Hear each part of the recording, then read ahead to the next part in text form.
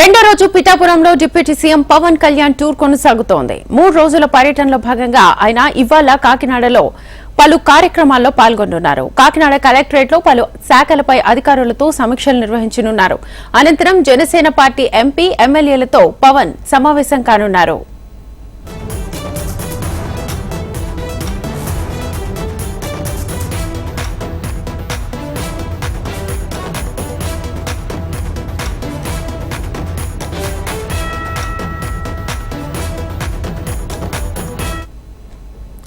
రెండో రోజు పిఠాపురంలో deputy CM Pawan Kalyan tour కొనసాగుతోంది. 3 రోజుల పర్యటనలో భాగంగా ఆయన ఇవాళ కాకినాడ జిల్లాలో పలు కార్యక్రమాల్లో పాల్గొనున్నారు. కాకినాడ కలెక్టరేట్ లో పలు శాఖలపై అధికారులతో సమీక్షలు నిర్వహించనున్నారు.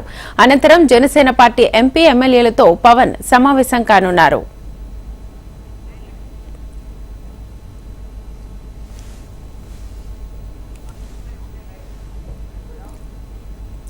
ఇక రెండో రోజు పిఠాపురంలో deputy CM Pawan Kalyan tour కొనసాగుతోంది. టూర్ కి సంబంధించి ఫుల్ డీటెయిల్స్ మా ప్రతినిధి ఉదయ్ అడిగి తెలుసుకుందాం లైవ్ ద్వారా. ఉదయ్, గుడ్ మార్నింగ్ శ్వేత. ఎమ్మెల్యేగా విజయం సాధించిన తర్వాత పవన్ కళ్యాణ్ తొలిసారిగా డిప్యూటీ సీఎం బాధ్యతలు స్వీకరించి పిఠాపురంలో అడుగుపెట్టారు. పవన్ కళ్యాణ్కి అయితే కార్యకర్తల అభిమానులు ఘనస్వాగతం పలికారు. అడుగడుగున నీరాజనాలు పడుతూ పూలవర్షం కురిపించారు. నిన్న ఆద్యంతం ఎంతో హుషారుగా పవన్ కళ్యాణ్ పర్యటన అయితే సాగింది. ఈ రోజు రెండవ రోజు పర్యటనలో భాగంగా కాకినాడ కలెక్టరేట్లో వివిధ శాఖల అధికారులతో పవన్ కళ్యాణ్ అయితే సమీక్షా సమావేశాలు నిర్వహించనున్నారు.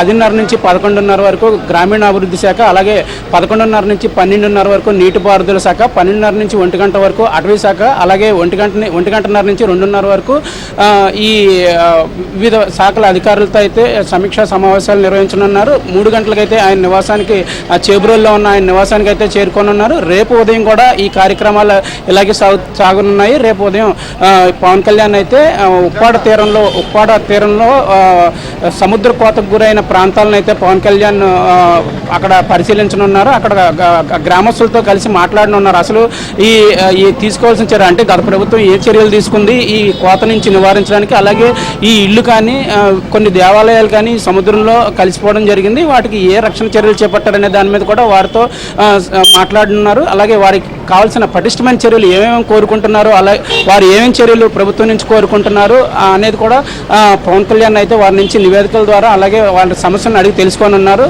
అసలు పటిష్టమైన భద్రతా చర్యలతో పాటు శాశ్వత పరిష్కారం అంటే ఈ సముద్ర కోతకు గురైన ప్రాంతాలను శాశ్వత పరిష్కారం ఏ విధంగా ఉండబోతుంది అనేది కూడా వారితో అడిగి వారి సమస్యలు తెలుసుకోనున్నారు. సాయంత్రం ఈ వారాహి బహిరంగ సభ అయితే పిఠాపురంలో భారీగా నిర్వహించడానికి అధికారులు అన్ని ఏర్పాట్లు చేశారు.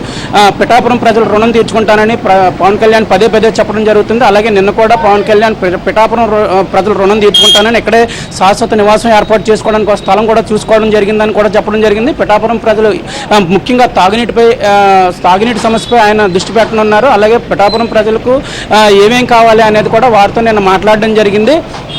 దాని సమస్యలను తీసుకుని ఈరోజు అధికారులతో సమీక్షా సమావేశం నిర్వహించిన తర్వాత రేపు కూడా ఈ పిఠాపురం అభివృద్ధికి తీసుకోవాల్సిన చర్యలపై కూడా అధికారులతో మాట్లాడనున్నారు. కలెక్టర్ 2 వారాలకు ఒకసారి పిఠాపురంలో టెస్ట్ వేసి అక్కడ ప్రజల సమస్యలు తెలుసుకునేందుకు కూడా చర్యలు చేపట్టారు. మొత్తం మీద చూసుకున్నట్లయితే పవన్ కళ్యాణ్ తను ఇచ్చిన హామీలు నెరవేర్చే దిశగా అడుగులు వేస్తున్నారని చెప్పుకోవచ్చు. ఈ రోజు అయితే పవన్ కళ్యాణ్ ముఖ్యంగా పిఠాపురం అలాగే కాకినాడ జిల్లాలపై దృష్టి సారించనున్నారు. గత ప్రభుత్వం హయాంలో జరిగిన అవకతవకలు, అవినీతిని కూడా వెలికి తీసేందుకైతే అధికారులను సమాయత్తం కావాలని కూడా నేను ఆదేశించారు. ఏ శాఖలో ఎంత అవినీతి జరిగిందనే దాని మీద కూడా ఒక నిర్దిష్టమైన ఒక ప్రణాళికను సిద్ధం చేసుకుని ఆయన ప్రజల ముందుకు పెడతానని కూడా చెప్పడం జరిగింది. అలాగే నాదెండ్ల మనోహర్ పౌర సరఫరా శాఖ మంత్రిగా బాధ్యతలు తీసుకున్న వెంటనే పిఠాపురంలోని వివిధ గోడౌన్లు, రైస్ మిల్లులపై కూడా దాడులు జరిపించామని వేల కోట్ల రూపాయలు అయితే ప్రజల సొమ్మును అయితే గత ప్రభుత్వం నాయకులు, ప్రజాప్రతినిధులు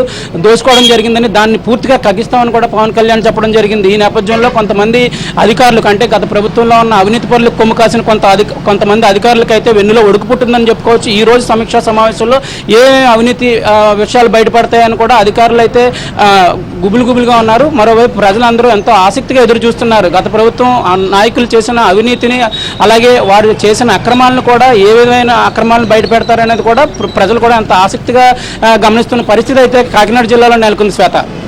రైట్ ఉదయ్, థ్యాంక్ యూ.